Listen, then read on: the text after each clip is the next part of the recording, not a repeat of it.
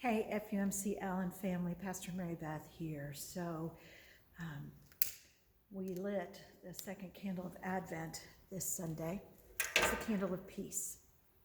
So if you were to define peace, what would you say? The dictionary puts it this way: peace, freedom from disturbance, tranquility, a state or period in which there is no war or a war has ended. So I will tell you that peace is a really important concept for me.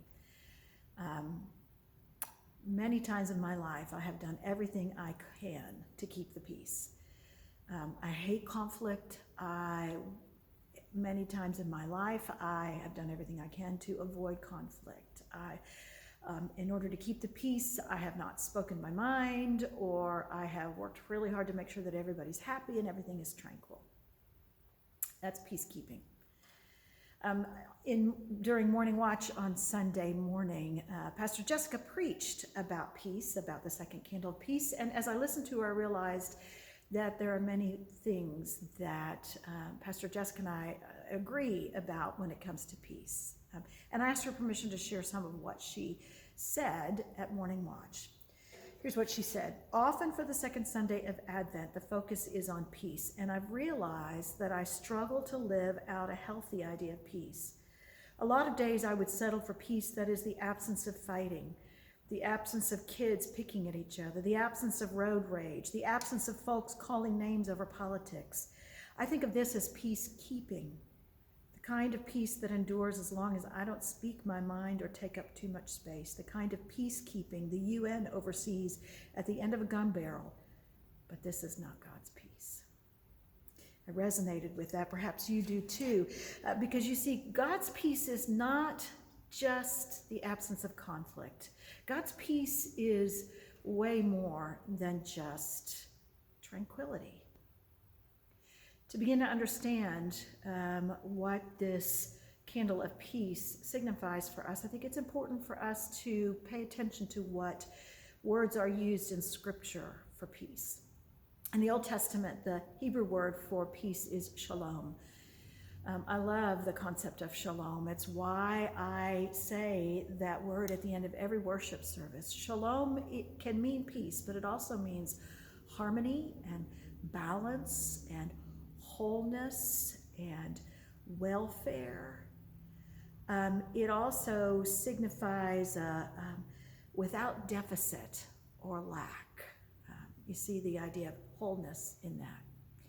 In the New Testament, the Greek word for peace is eirene, and it comes from the root word arrow, which means to join or tie together into a whole.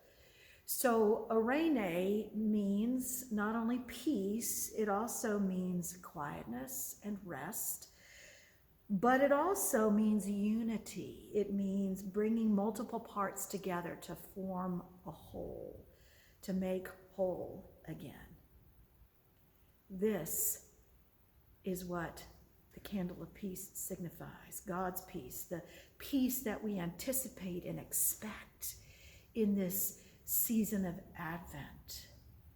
It's the gift of peace that God brings to us in the incarnation.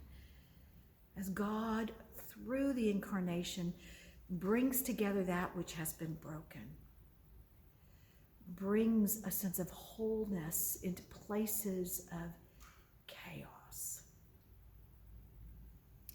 And it's this peace that we, as children of God, are called to be making. Not being peacekeepers, but peacemakers. Jesus says in the Beatitudes, "Blessed are the peacemakers, for they shall be called children of God." Working for what God intends for all of creation. This kind of work is hard. It's hard work. It's divine work. It's work that will oftentimes lead us into places of conflict and chaos. But when we are willing to do this hard work with God, then God will lead us beyond the places of conflict and chaos into the places of wholeness and harmony and balance and shalom.